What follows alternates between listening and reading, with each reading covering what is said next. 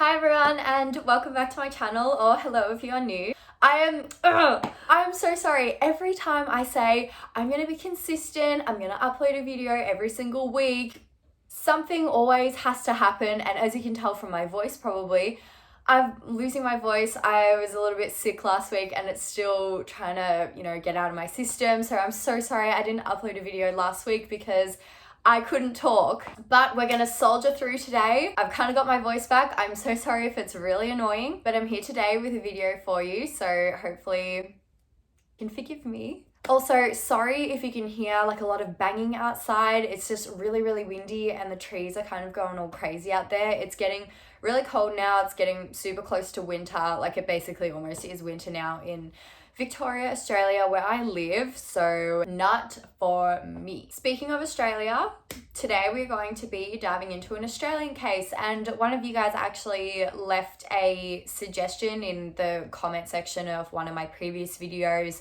and someone actually DM'd me to cover this case, so thank you so much if you guys recommended this case. I had heard of this case before. It's a very, very famous case here in Australia. So in today's video, we will be diving into the case of Janine Balding. Disclaimer, this case does involve subjects of sexual assault and rape. So you can decide from here if you want to continue watching or not. Do what you will with that. I also just want to say, as I always do, I'm in no way professional. I do not work in any areas of crime investigation or law. I just simply like to review and talk about different crime cases from all over the world, and all this information is from online sources that are available to you guys and the general public. No disrespect is ever intended towards anyone I may mention in this video or any of my other videos. So with that being said, and scene. Let's get into today's case. So we're going to begin this case on the 8th of September 1988 at a train station in New South Wales, Australia. Sydney, New South Wales, Australia. A woman by the name of Christine Mobley had just gotten off the train at Sutherland train station, as I said, in Sydney, New South Wales, and she was just coming home from work and was starting to walk into the car park to get to her car. She noticed a group of youths, as she described them, or just like a group of kids that were sort of, meandering around the train station and the car park, and she saw them as she was going towards her car. She kept walking past them. She sort of had like a quick glance at them and thought, I don't really get the best vibe from them. They look a little bit rough. I might just keep my guard up. I'll just keep walking. Don't look at them. Don't talk to them. Hopefully they won't come, and talk to me. Sometimes you feel like a little threatened by like a rough looking group of kids, obviously, especially, maybe if you're at a train station or in a car park. So she just thought, keep my guard up. We'll get my keys ready to just jump in the car and, lock the door just in case. She didn't think like that something would actually happen. She just thought, keep my distance from this rough looking group of youths. She finally reached her car, and as I said, she already had her keys at the ready, so she unlocked it, quickly jumped in and shut the door and locked it as well. And at this point, one of the boys that was in this group of youths had actually come over to her window and was trying to converse with her. She was not really trying to converse back. She didn't open the door or the window, and then suddenly he pulled a knife up to the window so she could, see straight through the window what he was holding, and it was like a flick knife. So obviously, thank God, like Christine had gotten in her car and locked the door and had the window up before they could attack her or abduct her or whatever their plan was to do to her with this knife. This would have been like a terrifying experience nonetheless. So she quickly sped out of there and went straight to Sutherland police station to report this incident because, she thought, well, they're kind of loitering around the car park. They're probably going to do it to someone else, right? The police said, yeah, okay, sure, we'll look into it, but it's not really serious enough to send a patrol car down there, which I thought was a little strange. Like, as I said before,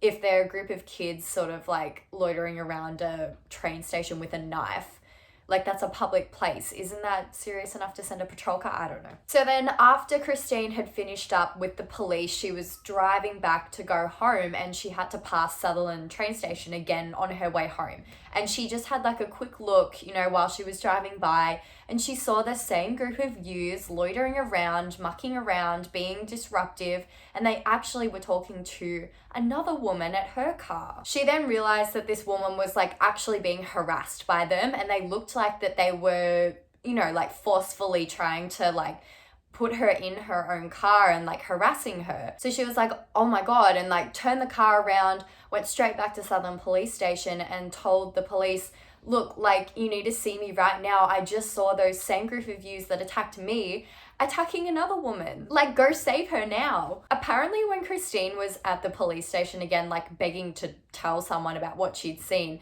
the police told her to wait her turn, like, no. Finally, she was obviously able to tell them what she had seen. She gave descriptions again. She gave descriptions of like the car that she saw and the woman, and then they went out to have a little look around. So from there, the police went to where they thought Christine had said she saw the group of youths, the woman and the car, but they actually went to the wrong car park. Like, there was car parks on either side of Sutherland Station, which is normal for like a lot of car parks here in Australia, and they went to the wrong one. By the time they realized their mix-up, they went straight over to the other one that Christine actually had said she was at, and there was no sign of any group of youths, a car, a woman, or, you know, any signs of like a struggle. Nothing. There was just nothing there. So now keep this encounter witnessed by Christine Mobley just like in the back of your minds, like put it back there. We're just going to flash back a little bit to introduce the main woman of this case, who is Janine Balding, obviously. I just wanted to, you know, give a little background on her and introduce her to this case. So Janine Balding was a 20-year-old woman from Wagga Wagga, New South Wales, who was now living in Sydney. Janine worked at the State Bank of New South Wales as a teller, which was located in Sydney CBD, and she was engaged to her fiance Stephen Moran, and they were due to get married in March 1989. Her parents described Janine as a really kind girl growing up, very loyal to her friends and her family, super helpful, just a really, really, you know, good girl. She left school in year 10, and that's when she wanted to move to Sydney because that is what her older sister had done as well. Her parents said yes, but as long as you get a job first. So she did that, and then she moved to Sydney. Janine and Stephen had purchased a property for themselves as well, so Janine's life seemed relatively on track to, you know, an outsider's perspective. She seemed really happy with how, you know, her life was turning out and panning out. Her parents said that she, you know, seemed very, very excited to become a mum one day and, you know, be a wife to Stephen, and, you know, she seemed very, very happy with her life. So on the 8th of September 1988, Janine parked her car at Sutherland train station and jumped on the train to the CBD so she could get to work at the bank as she did every morning. Later that day, Janine jumped back on the train and went back to Sutherland train station to get to her car so she could start her journey home. And unfortunately, she actually never made it home that night. So on the following morning, a police patrol was just scanning the area as they sometimes do on their patrols. And they found what seemed to be an abandoned car on the side of the F4 highway, which was near Minchinbury in New South Wales. And they stopped to have a look at this car to see maybe if there was something left inside or if there was somebody in trouble. And just FYI, Janine Balding had not been like a missing person at this stage, and no one knew that she was missing before they found this car. Nobody knew that she didn't come home the night before from the train station. So police take a look inside this abandoned vehicle and they find a pair of women's underwear and a woman's handbag close by. And it just looked a little bit sus, sounded a little bit off, and they decided to run the license plates because the owner was nowhere inside. So the cops run the rego, or the license plates, in the system, and it comes up to a match to 20-year-old Janine Balding. From here, they also discover that Janine did not turn up to her job at the bank that morning, and they also get in contact with her fiance Stephen, who hadn't seen Janine since the previous morning when she had left for work. The police then also got in contact with Janine's sister Caroline, who explained to them that she'd been at her own boyfriend's house the previous evening, so she didn't know if Janine had come home or not because she wasn't there.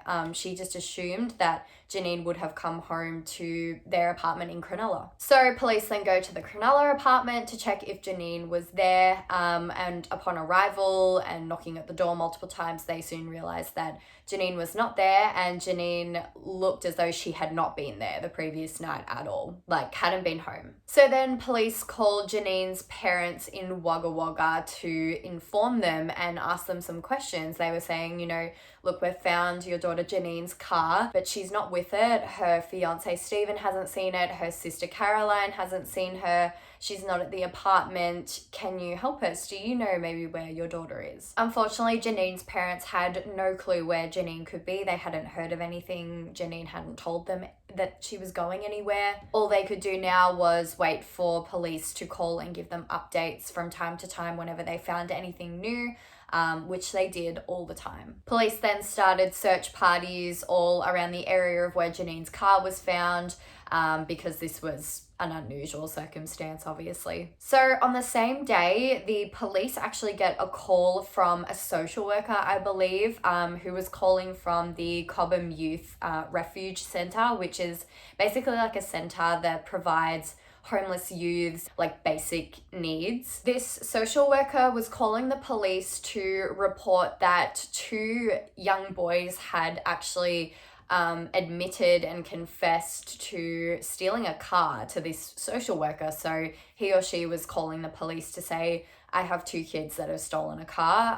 I think you need to come down here and sort this out. These boys are 14-year-old Bronson Blessington and 16-year-old Matthew Elliott. Now, I'm so sorry, bear with me on this part while I explain it. I saw like a bunch of different versions of this information. I couldn't find one source I couldn't find multiple sources that said the same thing. They all said different things. So bear with me while I explain the different versions. So one version is Blessington and Elliott were at the Cobham Youth Centre. They told a social worker, like, we stole a car. Then the social worker called the police and said, you need to come down here because I have 2 kids that have stolen a car, and that's illegal, obviously, so you need to come down here. The other version I heard was Blessington and Elliott had beaten up a homeless kid on the street pretty bad, and they confessed this to the social worker, who then called the police to investigate. I also heard when the police had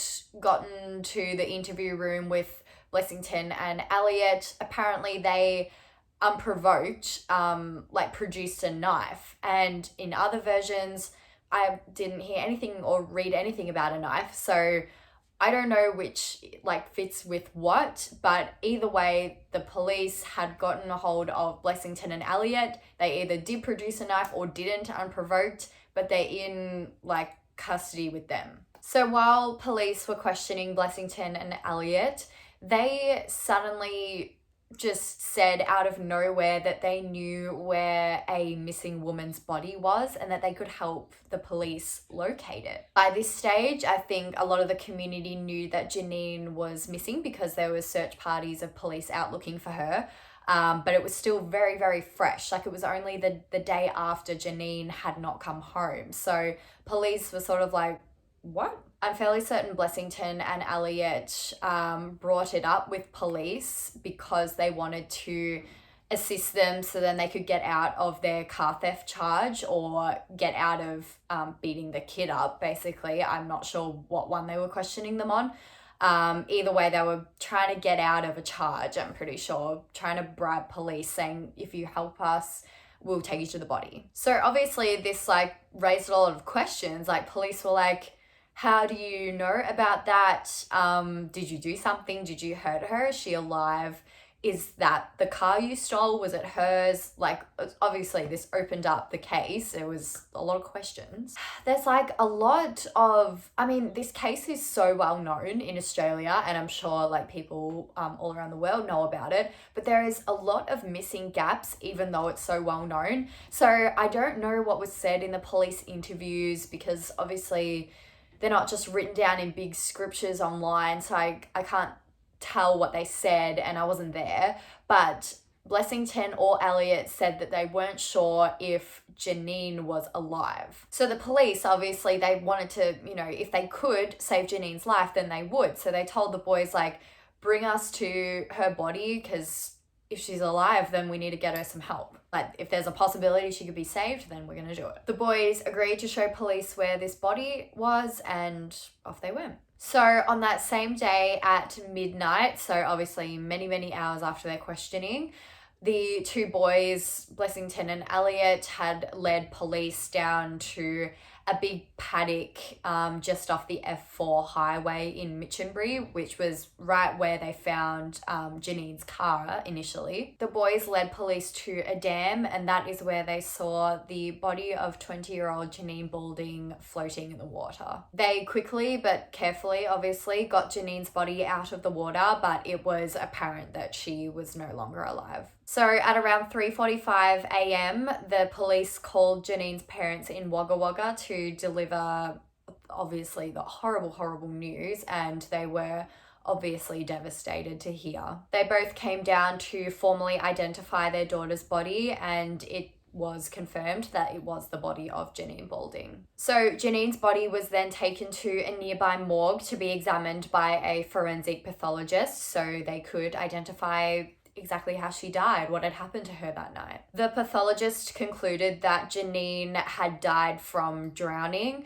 There was a lot of dirty water that was consistent with the dirty water in the dam in her mouth and in her throat and deep in her lungs, which means that she had been inhaling it, and that means that she had drowned. So after leading detectives to the scene, 14-year-old Blessington and 16-year-old Elliot were then put under arrest by police and taken back to police custody for further questioning, and that is when they revealed to police that it wasn't just them two there that night. There was actually other accomplices there that night too that they should be investigating. Blessington and Elliot gave police 3 other names of people that were apparently associated with this crime. These were 15-year-old Wayne Wilmot, 15-year-old Carol Ann Arrow, and 22-year-old Stephen Wayne Jameson, or Shorty as they called him. Anyway, I just want to do a brief overview of the gang of 5, just so we can know a little bit about their backgrounds. I always think it's very important to know the background of not only the victims, but the perpetrators as well, because it is a large contributing factor to the case a lot of the time. So we're going to do that just now. So Bronson Blessington was a 14-year-old street kid. And can I just say, when I was researching this case, the term street kid came up so much, like in articles and documentaries about it. And obviously this is an Australian case. And as an Aussie girl, I've never heard of the term street kid really be used here, which I thought was very odd. But maybe they use it a lot in New South Wales. I'm from Victoria, so we just usually say homeless, like here in Australia, or homeless youths or homeless kids.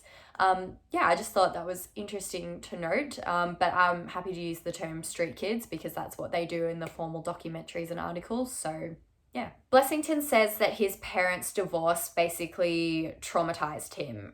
He was 6 years old when they divorced, and throughout his childhood life, he was just consumed with trying to get his parents back together. That's all he wanted, but it didn't work out. Blessington lived in a trailer park or a caravan park for some of his childhood, which is where he claims he was sexually assaulted by 3 men on different occasions. Obviously, he said this was very traumatizing and painful. Blessington struggled in school. He moved around schools a lot, so nothing seemed to be very stable in his life, and he was described as illiterate. To cope, he started skipping school, stealing, hanging around with the wrong crowds, and eventually started doing and dealing drugs. At this stage, a psychiatrist said that he had the mental age of about a 9-year-old, even though he was 13 when he was examined. He had done time in drug rehab facilities and then was sent to a boys' home, and he didn't do very well in either of these things. In the drug rehab facility, he was just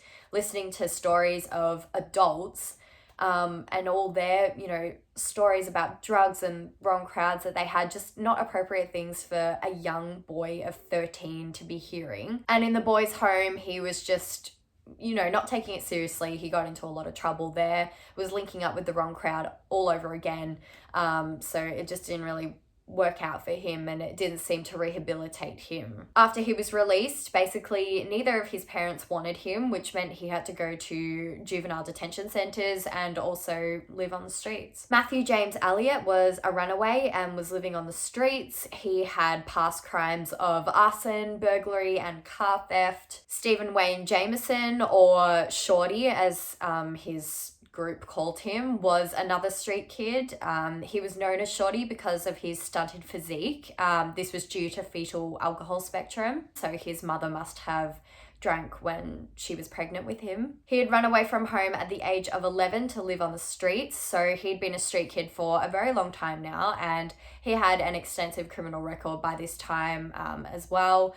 This involves sexual assault charges, robbery and malicious wounding, just all sorts of stuff. Wayne Wilmot had basically been a ward of the state, as a documentary described him, since the age of 5. He rejected being taken in by foster homes and had chosen to live it rough on the street instead. He has also created a nice criminal record for himself, which also has sexual assault charges and theft. Wilmot had linked up with Carol Ann Arrow. She was relatively new to life on the streets apparently, and Sydney in general. She had run away from her home in the country, so as I said, she was very new to life on the streets. Carol Ann was described as intellectually disabled and very naive, so I think we can all imagine how her and Wilmot's relationship was. I couldn't find much information on the gang aside from Bronson Blessington, as you heard. In all the articles and documentaries, they don't really go into the other people's home lives before they ran away from their homes. I know some of them ran away at a very young age, but that's all I've got on this particular group. So we're back to the questioning part of the timeline now.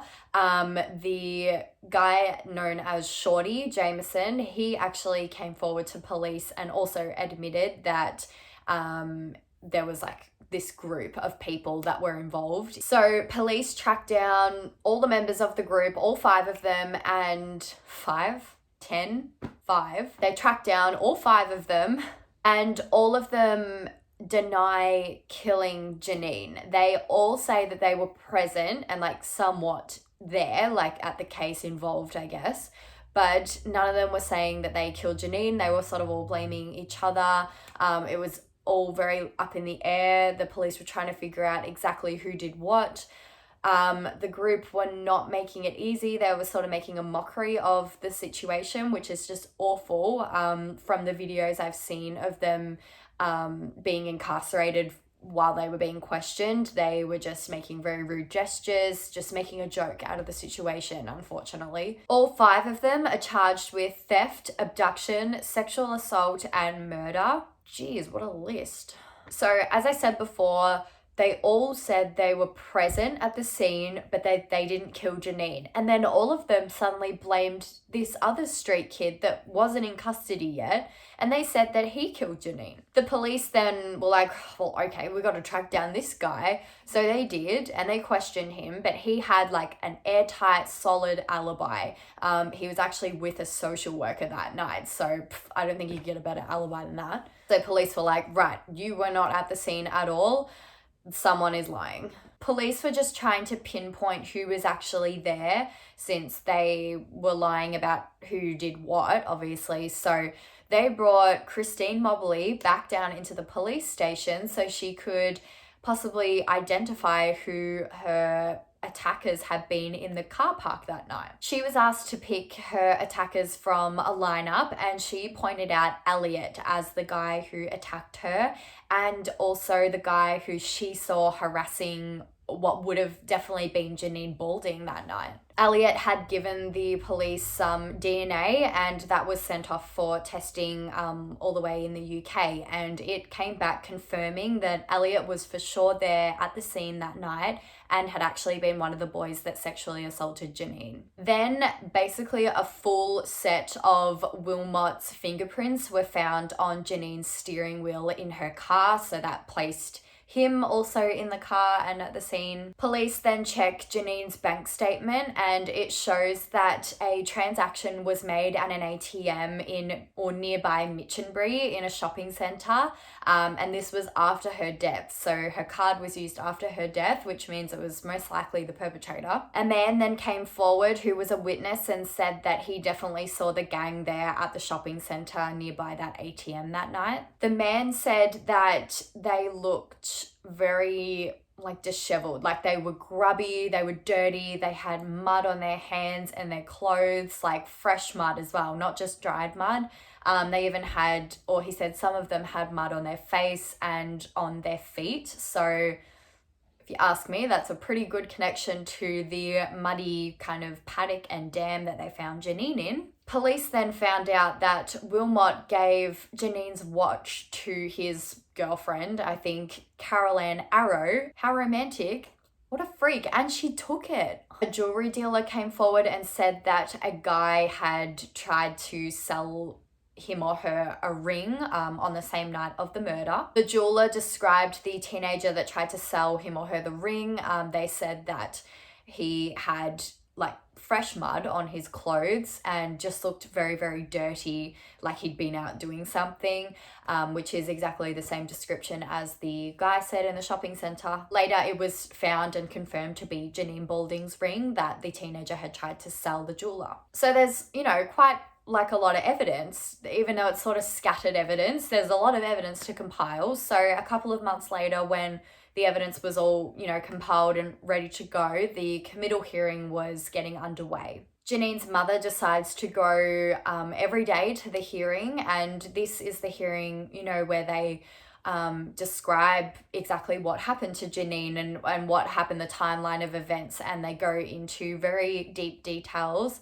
So very gruesome for, a mother to hear about their daughter, but she stayed very, very strong. She wanted to know exactly what happened to Janine that night, and she wanted to face the perpetrators. So the hearings begin, and based on what the police have, all the statements from all the kids, all the witnesses, all the evidence, this is what most likely happened to Janine Balding on the night of the 8th of September 1988. So the gang of five, Bronson Blessington, Matthew Elliott, Shorty, Wayne Wilmot, and Carol Ann Arrow all met up. Allegedly, Wilmot and Elliott proposed to the rest of the gang, how about we get a Sheila and rape her? How mentally disturbed do you have to be to even say that?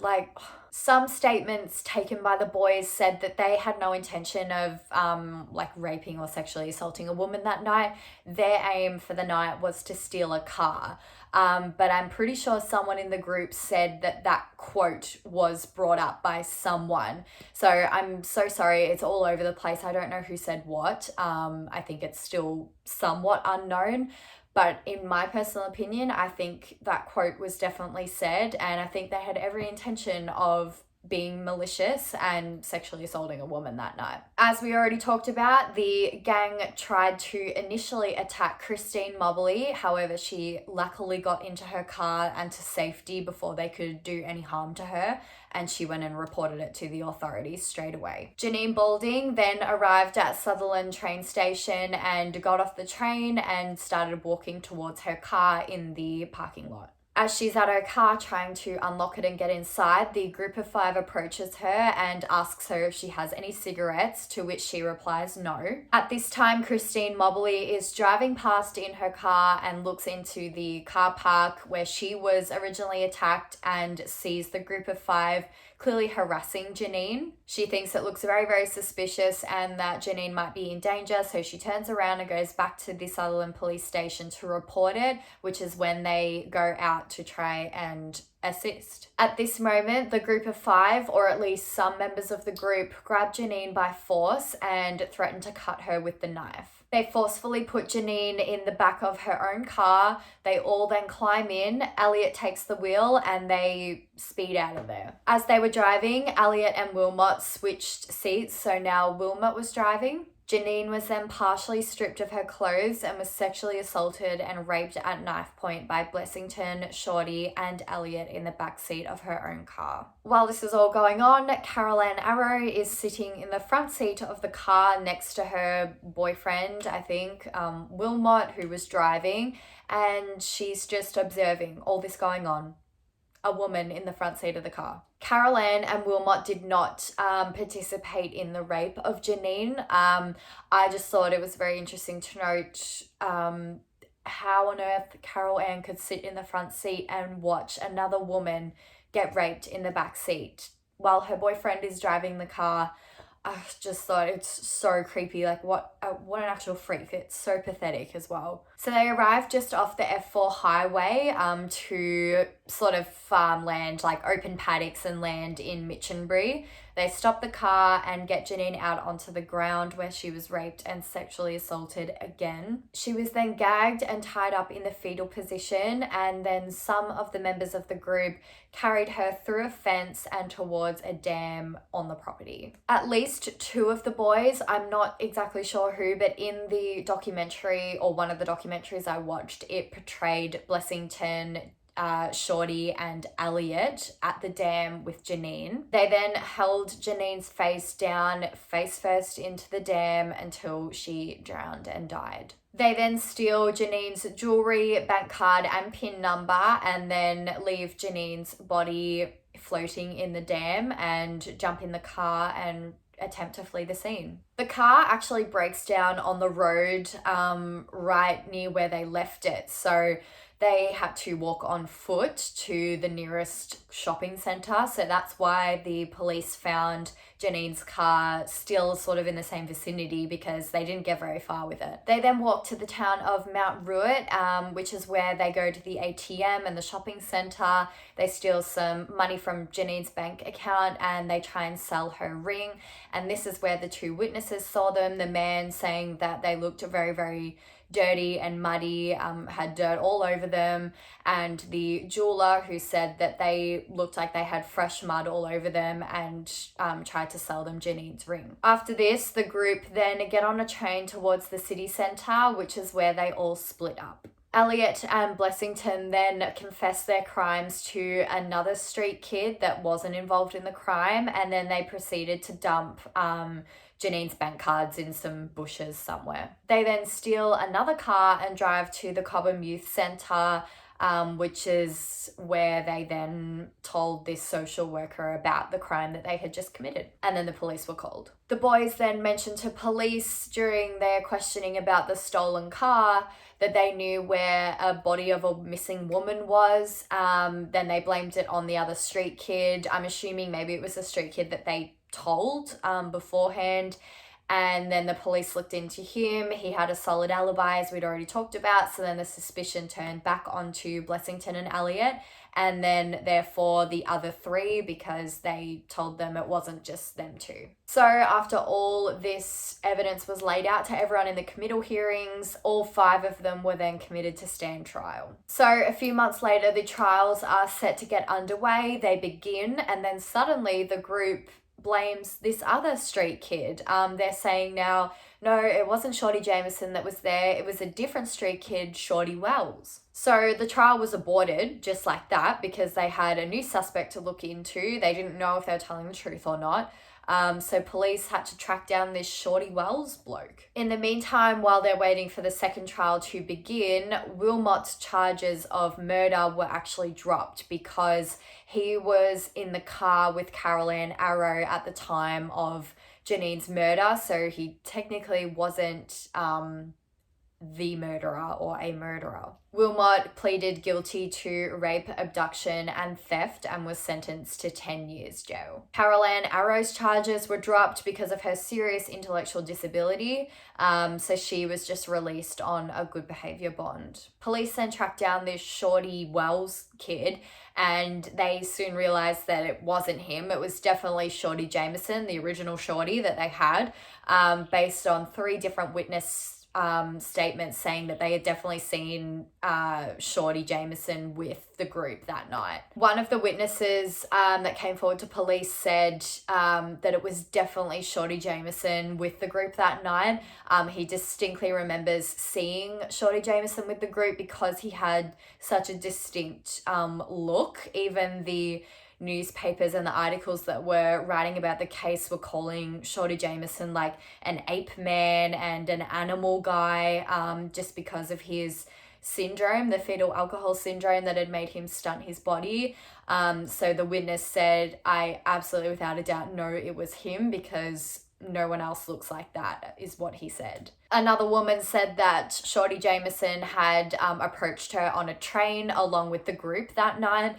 She says it was definitely him, so that places him again with the group, as well as the other guy's statement. So they knew that he was definitely with the group that night. He was just trying to get out of it. A fellow prisoner of Jameson's actually came forward to police and said that he admitted to him that he killed Janine Balding, and he actually said, quote, "I did it and I'd do it again." So after a 4-week trial, the jury are sent off to think about their verdicts, and meanwhile the gang, like in the courtroom and stuff, were just being so disrespectful. They obviously had no remorse for what they had done. They were giggling, laughing, pointing to the media. They were just making an absolute fool out of the whole situation. And I feel so sorry for the families that were there, because Janine's mum was there at all the court hearings. So even just to the officers that were working tirelessly on the case and friends and family of Janine, it was just so disrespectful. So the jury came back with their verdict, and that was that Blessington, Shorty Jameson, and Elliot were found guilty of abduction, sexual assault, robbery, and murder, and all 3 were sentenced to life in prison. This now meant that Blessington, who was only 14 years old, and Elliot, who was 16 years old at the time of the murder, were now the youngest killers in Australia who had been convicted and given the maximum sentence. The public was still outraged with this, even though the judge gave them, the maximum sentence possible. The public just thought it was not enough justice for Janine and her family. It was just such an awful case. They wanted them dead. They wanted the death penalty to exist in Australia and for them to be punished. Despite their ages, the judge on trial, who was Justice Newman, requested that their files be marked never to be released. Justice Newman then made the following statement: "To sentence people so young to a long-term imprisonment is of course a heavy task. However, the facts surrounding the commission of these crimes are so barbaric that I believe I have no alternative other than to impose upon these young prisoners, even despite their age, a life sentence. So grave is the nature of this case that I recommend that none of these prisoners in the matter should ever be released." Janine Balding's parents said the police work in their daughter's case was just outstanding. Like, they did such a good job, which is really, really nice to hear, because I know in a lot of the true crime cases that's not the case. Sometimes the police do drop the ball. So it's really, really great when we have a case that the police work was done like with expertise. It was really, really well handled. Her mother says that she will never forgive the group for what they did to her daughter that night. Blessington, Shorty Jameson, and Elliot all made like all kinds of different appeals over the years to try and get out. I'm not going to delve into them because all of them failed, and actually a specific legislation was passed to make sure that they stay behind bars because they are dangerous.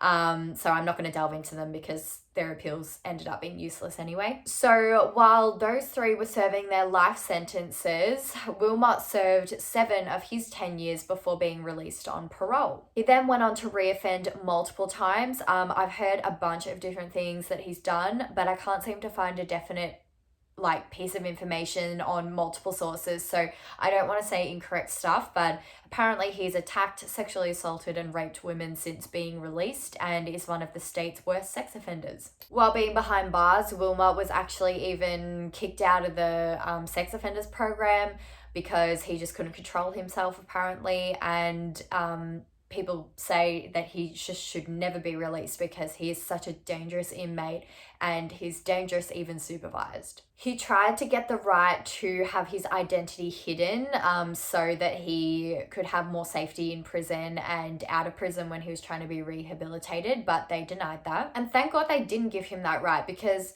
if you're involved in one of Australia's biggest cases, Janine Balding's case, and got off lightly for that, then you get released and you go rape and sexually assault a bunch of women, and then you get put back in prison, you get kicked out of the sex offenders program because you can't control yourself.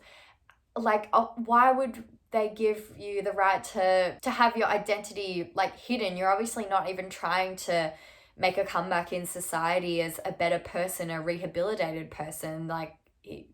So in 2019, he was up for release again, but they denied him his release and he was put on a continuing detention order by the Supreme Court because he's dangerous, and people were saying, no, don't release him into the public. I couldn't find any updated information because it's 2021 now. It's been 2 years since that order was imposed. So is he up for release this year, or I don't know, I couldn't find any updated articles about it, so I'm assuming he's still behind bars. If anyone knows about a potential release of Wilmot, then feel free to leave a comment, but yeah, I couldn't find anything on that, sorry. I have no clue at all what Caroline Arrow is doing with her life now. Obviously she's the only one that's not in prison because the first three have life sentences and are currently behind bars, and Wilmot, as far as I know, is still behind bars, so she's the only one out, but I cannot find any information about her or what she's doing with her life now. Again, if you know any information, then feel free to